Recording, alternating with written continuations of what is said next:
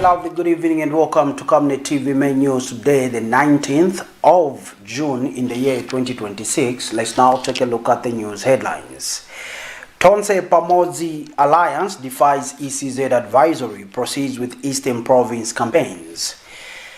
IBA warns broadcasters against airing unverified information. Government demands compensation before community displacement. In international news, Libya's main governing bodies agree to hold election. In sports news, Haitians rally behind team ahead of Brazil clash. Join me for these and many more stories after the break.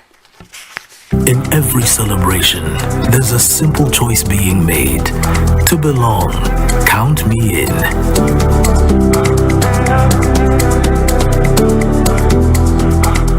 In moments of love and promises for tomorrow, count me in.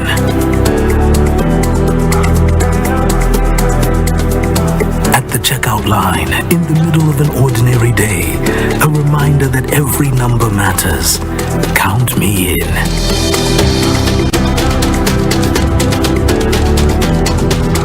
Across our communities, our streets, the same message finds us. Count me in.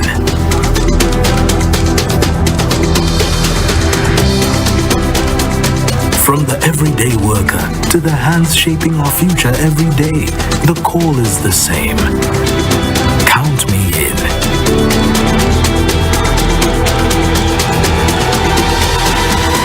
And around the traditions that bring us together, the message becomes impossible to ignore. Count me in. This election season, your vote counts. Get your NRC and voters card ready. Count me in.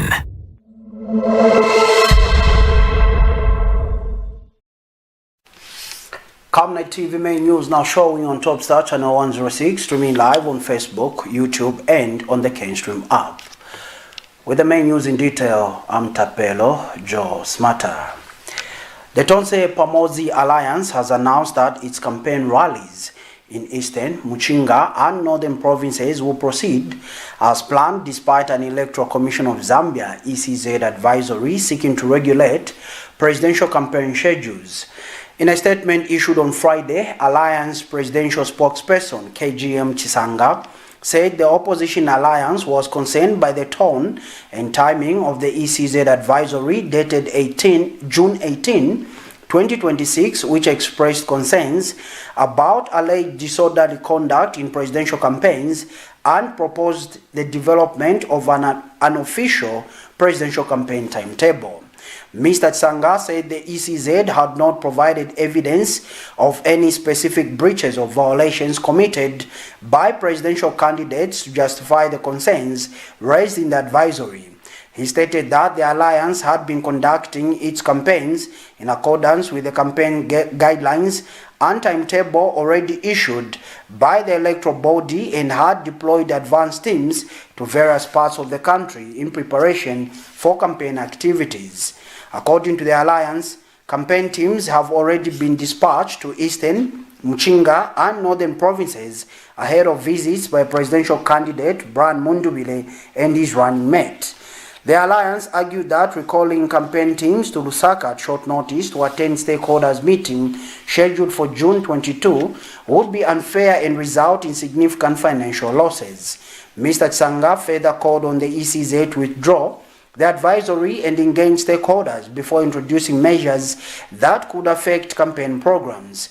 He also accused the Commission of applying standards unevenly, alleging that President Hakainde Hichilema, who is also the ruling party's presidential candidate, has continued to travel and engage voters without similar restrictions. The alliance reiterated its call for the ECZ to operate as an impartial referee and ensure that all electoral stakeholders are treated fairly as the country heads toward the 2026 general elections. Meanwhile, the TONSE PAMODZI Alliance confirmed that Mr. Mundubile will not attend the ECZ stakeholders meeting in person and will instead be represented by appointed electoral agents. The Independent Broadcasting Authority, IBA, has urged broadcasters across the country to verify information before airing it following the circulation of false reports regarding the alleged death of Alex Mulyokela.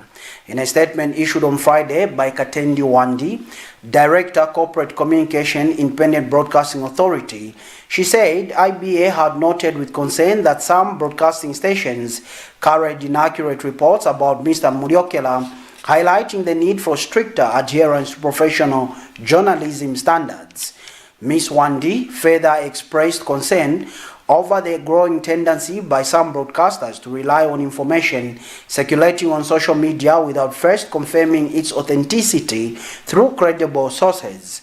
She acknowledged that social media platforms can provide useful leads for news gathering, but stressed that information obtained from such sources must be verified before being broadcast to the public.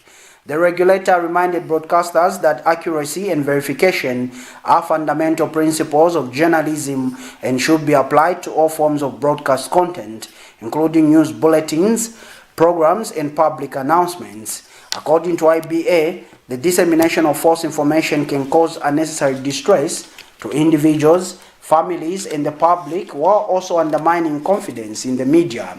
The authority has since called on all broadcasting stations to uphold the highest standards of professionalism in line with Section 24(1)(e) of the IBA Amendment Act No. 26 of 2010 and other applicable broadcasting regulations.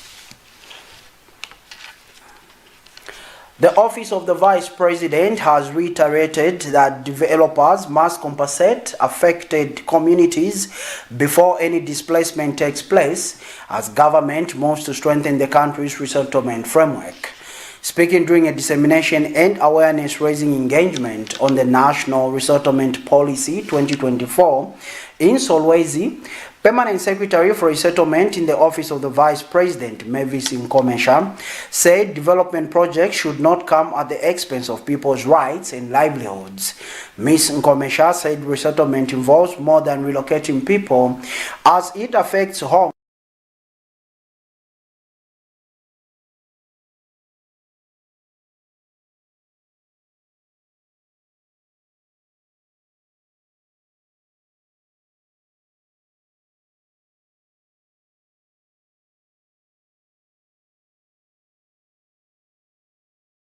resettlement policy and the proposed resettlement management bill are designed to create a predictable, rights-based and accountable framework for managing resettlements across the country. Meanwhile, Center for Environment Justice, CEJ Executive Director Maggie Mapalo Mwape welcomed the revised policy, describing it as an important milestone in Zambia's development agenda. Ms. Mwape said the policy strengthens compensation mechanisms and offers greater protection to vulnerable groups, including women, retirees, and persons with disabilities. Resettlement must not be imposed on people without due process, transparency, and accountability. Under the leadership of President Hakainde Hichilema, government is also committed to ensuring that resettlement is planned. Unplanned displacement creates unavoidable suffering and undermines development outcomes. Planned resettlement, on the other hand, allows government developers, communities, and stakeholders to identify impacts early, agree on mitigation measures, project vulnerable groups, and ensure that affected households are properly supported before, during, and after relocation. The Resettlement Management Bill will further emphasize livelihood restoration. Government's position is that resettlement should not simply replace physical structures, it must also restore and, where possible, improve livelihoods of affected persons. Our discussion today is going to focus on three important issues.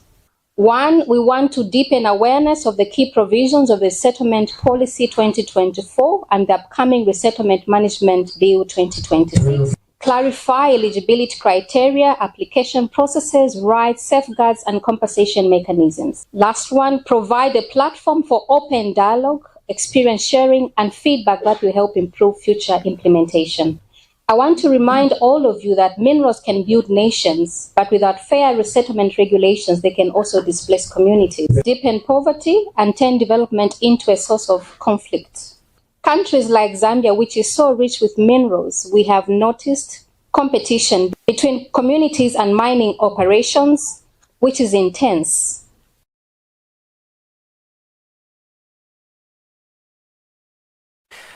The Civil Society Elections Integrity Forum Zambia has called on the Electoral Commission of Zambia, ECZ, to stop what it describes as interference in political party campaigns, arguing that the commission is exceeding its mandate ahead of the 2026 general elections. In a statement issued on Friday, Chairperson Solomon Ngoma said political parties and candidates have a constitutional right to conduct campaigns and that maintaining public order during political activities falls under the responsibility of the Zambia Police Service.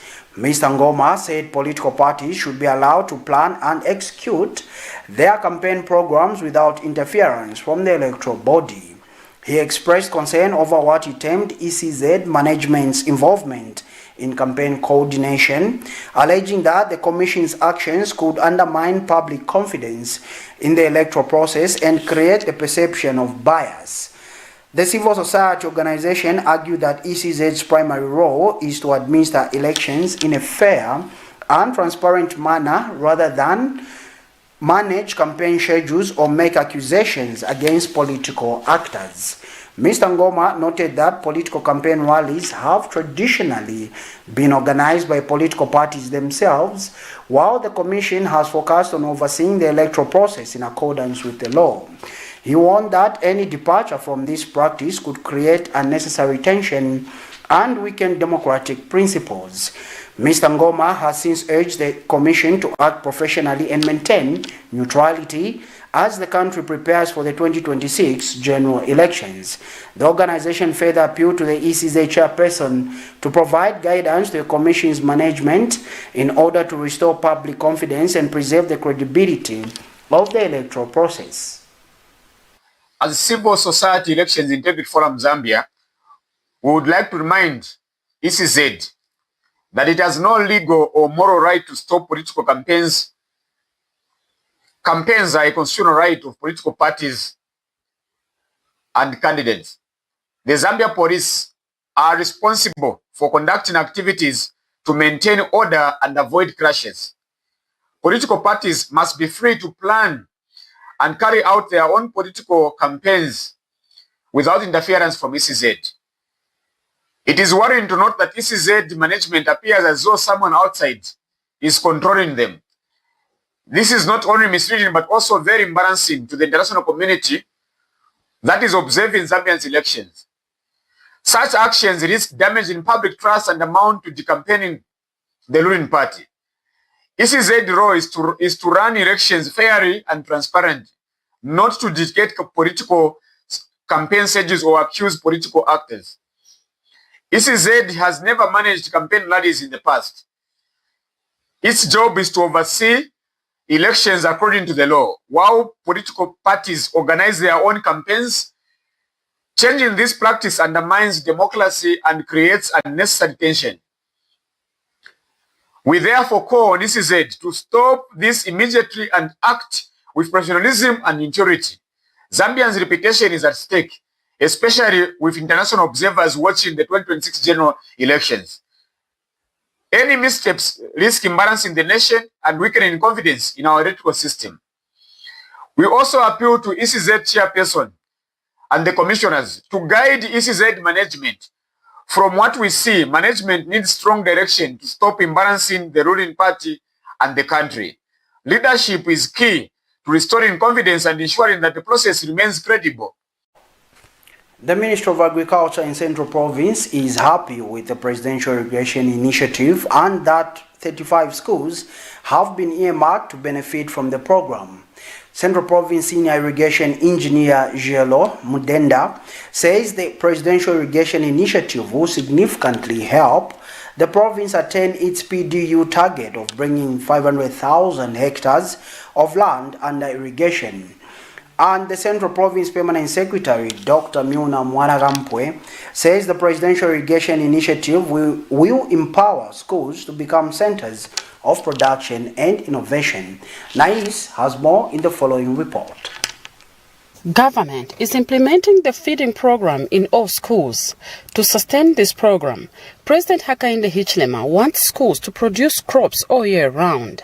To support this, 35 schools in Central Province are earmarked to benefit from the Presidential Irrigation Initiative. This move has elated the Minister of Agriculture in Central Province. Senior Irrigations Engineer Chelom Denda weighed in. As a country, we've been given a target of about 500,000 land to be put under irrigation, and bringing it down to our province, so it means we need to have about 50,000 hectares of land that we are supposed to bring under irrigation. So having about 35 schools venturing into irrigated activities, we are so glad as a ministry, because we know to say in the long run we're going to attain this target of having 50,000 hectares under irrigation. Central Province Permanent Secretary Dr. Miuna Mwanagampwe says that the irrigation initiative will strengthen the school feeding program and that it aligns perfectly with the competence-based curriculum. The Presidential Irrigation Initiative, distinguished ladies and gentlemen, aligns perfectly with the competence-based curriculum being implemented in our education system. By establishing productive irrigation schemes within schools, we shall be able to supplement school feeding programs with fresh vegetables, fruits, and other crops. This will contribute significantly to improving learner nutrition, health, attendance, concentration, and overall academic performance. Your government has invested substantial resources, 105 million. It's going to be put at your disposal to kickstart this program. And Provincial Education's Officer Mambe Hamdudu had this to say. The 35 schools who are here, including our college, Mark Moffat, have been funded to begin the irrigation initiative in their institutions. So as a province, we have no excuse. So we are very thankful to the government for this initiative. Helen Wete reporting from Kabwe, Central Zambia. And that particular story takes us to our first set of commercials, but do join us for international and sports news when we come back. Do stay tuned. Voting is one of the few moments where we all have a voice. One person, one vote. No titles, no status. Just a choice. It's not about doing nothing. It's about showing up. Because your vote matters. It's easy. It's important. It's ours. Count me in. Count me in. Count me in. Count me in. Count me in. Count me in.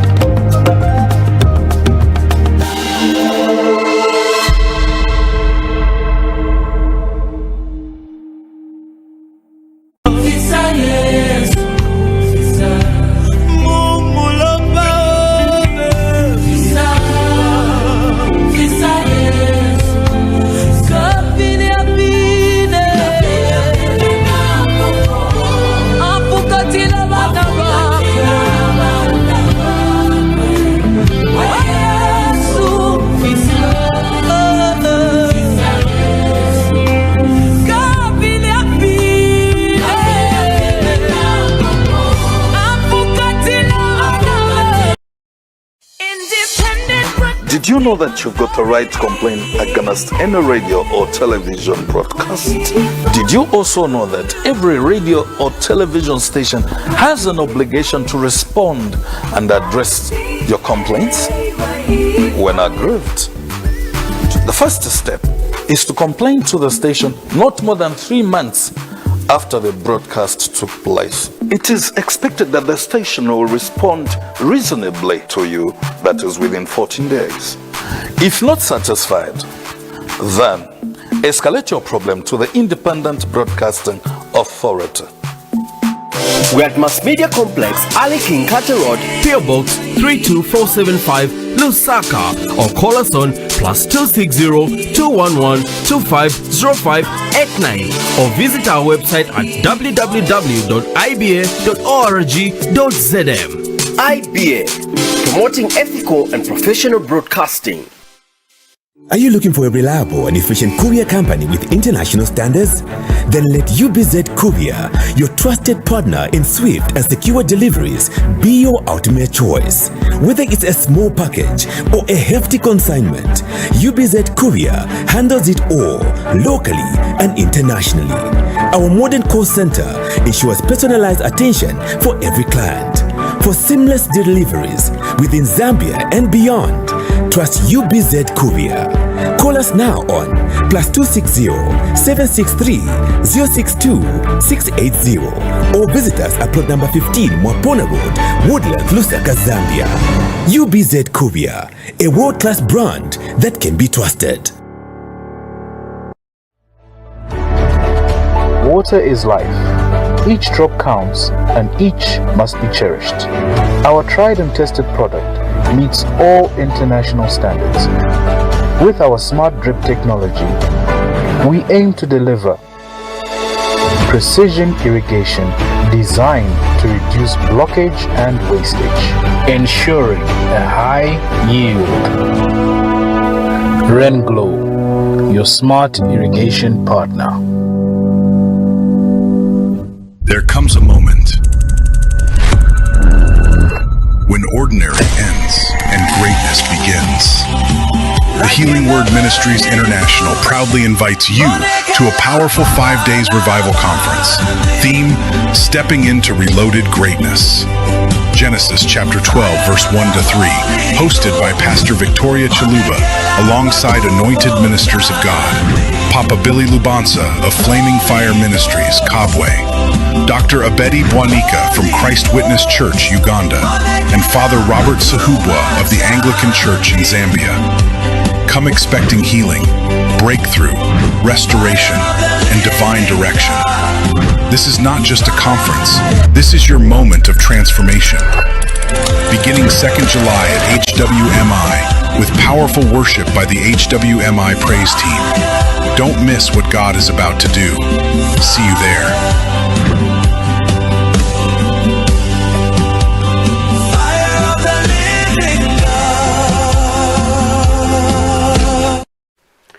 Welcome back, and now in international news.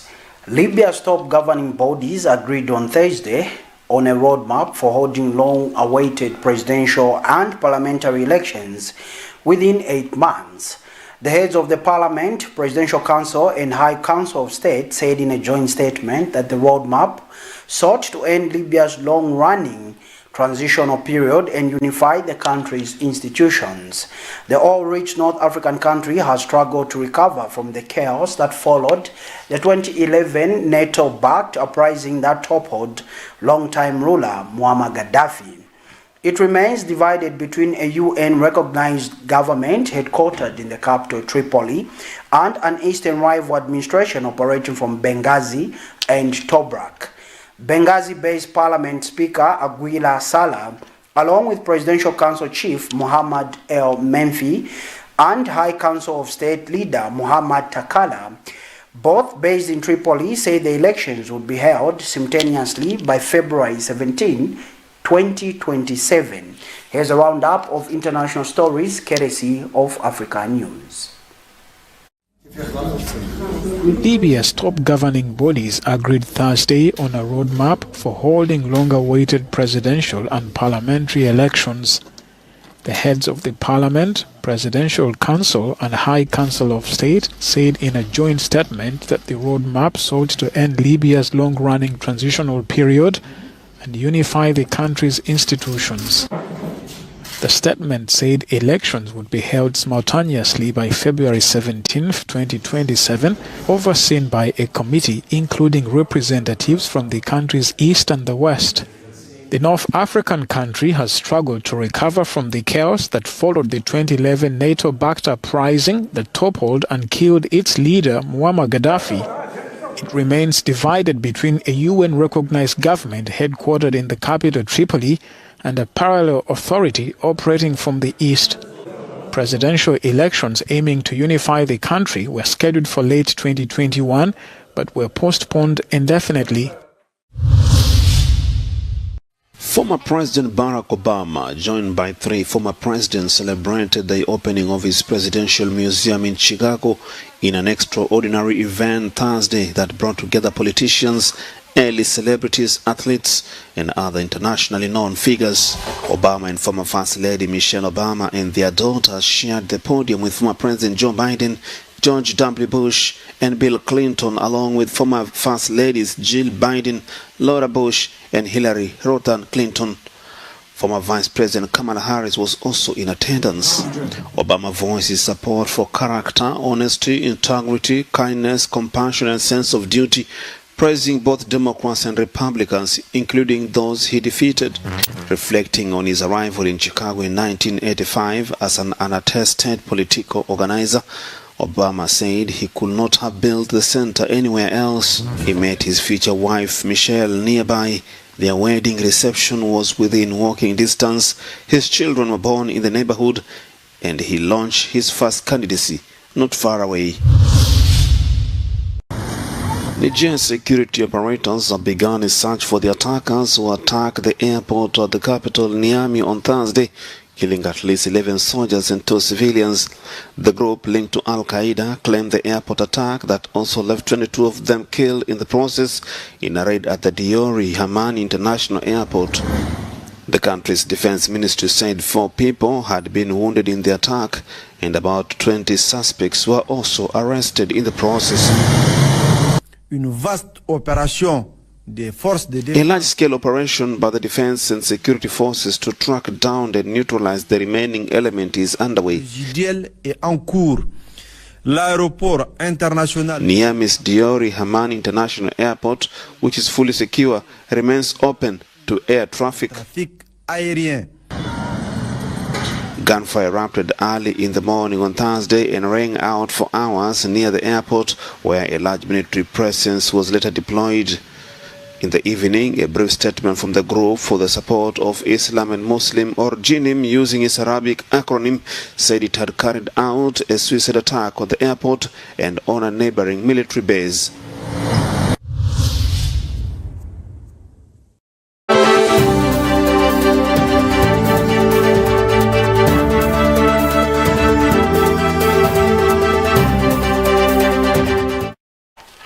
And finally, in sports news this evening, Haitians are fervent soccer fans and deeply patriotic. Toward their nation, the world's first black-led republic and the second independent republic in the Americas after the US, but for decades, they have rooted for Brazil. Until early this year, when their national team, known as the Grenadiers, qualified for the 2026 World Cup. This time, the streets of capital Port-au-Prince are decorated with Haitian flags and posters of the Haitian players, where in previous World Cups, Brazil's green and yellow would be on display. Haiti, the Western Hemisphere's poorest nation, qualified for the World Cup for the first time since 1974, with inspiring tenacity, beating better-known rivals against the odds. Since armed gangs control most of the nation's capital, where the team's home stadium is located, Haiti had to play its home qualifiers in the Caribbean island of Curacao without the support of its local fan base. Haiti lost the first game 1-0 to Scotland, but according to experts, the team played well and showed a lot of determination, which makes some Haitians hopeful they might have a chance against Brazil. Brazil, of course, is an overwhelming favorite to beat Haiti, but Haitians believe that in soccer, anything can happen. We monitored African News. The Haitian national team has yet to face the Brazilian side in the ongoing FIFA World Cup. Meanwhile, in Haiti, the mood is so hyped with lots of expectations. The streets of the capital, Port-au-Prince, are decorated with Haitian flags and posters of the Haitian players, where in previous World Cups, Brazil's green and yellow will be on display. All I could say is we are going to fight to beat Brazil tomorrow. That's all I have to say. Haiti lost the first game 1-0 to Scotland, but according to experts, the team played well and showed a lot of determination, which makes some Haitians hopeful they might have a chance against Brazil.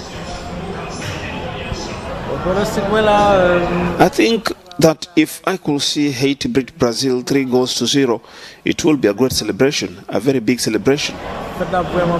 So we are waiting for the day to come to support my team. As you can see from my two-team t-shirt. As the World Cup kickoff, Haitians are putting aside concerns for a moment and uniting around their soccer team as it faces Brazil, the most successful powerhouse in the World Cup. And that sporting item brings us to the end of this edition of Main News on Camnet TV. But before we go, we take a quick recap of stories that made headlines. TONSE PAMODZI Alliance defies ECZ advisory, proceeds with Eastern Province campaigns. IBA warns broadcasters against airing unverified information. Government demands compensation before community displacement. In international news, Libya's main governing bodies agreed to hold election. In sports news, Haitians rally behind team ahead of Brazil clash. We now look at the Camnet verse for the day, coming from the book of Proverbs, chapter 3, verse 5 to 6. It reads, Trust in the Lord with all thine heart, and lean not unto thine own understanding. In all thy ways acknowledge him, and he shall direct thy paths. That ends this edition of the Bible reading, and this ends the main news on Camnet TV. But dear viewer, like always, do remember that Camnet TV is not just another channel. Now showing on Topstar, channel 106, streaming live on Facebook, YouTube, and on the Kenstream app. On behalf of the entire production team, I'm Tapelo Joe Smarter. Good evening and God bless.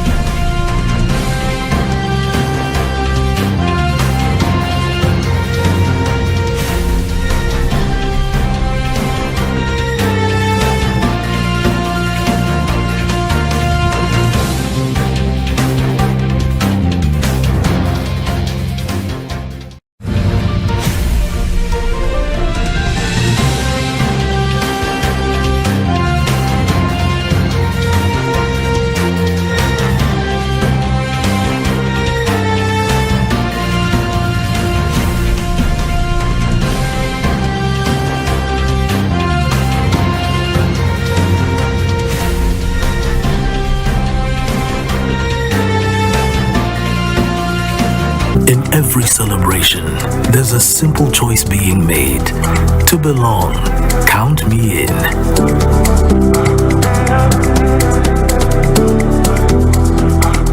In moments of love and promises for tomorrow, count me in.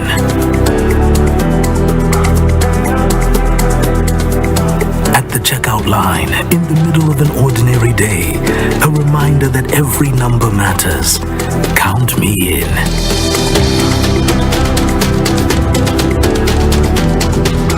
Across our communities, our streets, the same message finds us. Count me in.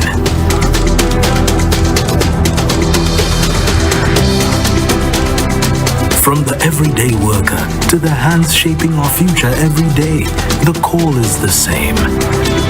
Count me in.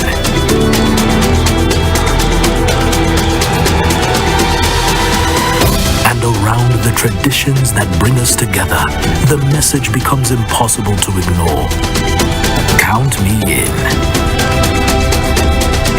This election season, your vote counts. Get your NRSC and voters card ready. Count me in. Voting is one of the few moments where we all have a voice. One person, one vote. No titles, no status. Just a choice. It's not about doing nothing. It's about showing up. Because your vote matters. It's easy. It's important. It's ours. Count me in. Count me in. Count me in. Count me in. Count me in. Count me in.